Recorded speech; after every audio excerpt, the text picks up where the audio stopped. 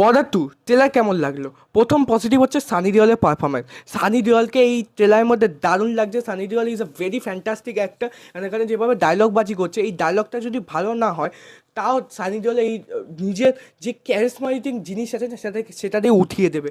দ্বিতীয় হচ্ছে গান, ঘর কাপ আওগে অ্যান্ড হিন্দুস্তান, ওই গান দুটো দারুণ লাগছে। থার্ড হচ্ছে কিছু মুভমেন্টস, এই ট্রেলারের মধ্যে ভালো ভালো মুভমেন্টস আছে, সেই দেখে আপনাদের মানে এই মুভমেন্টসগুলো দেখে আপনাদের হলে যেতে ইচ্ছা করবে, মনে হবে এখনই সিনেমাটা দেখি। বাট সিনেমাটা নস্টালজিকটা, বর্ডার ওয়ানে যে নস্টালজিক সেটাকে ক্যাশ ইন করছে।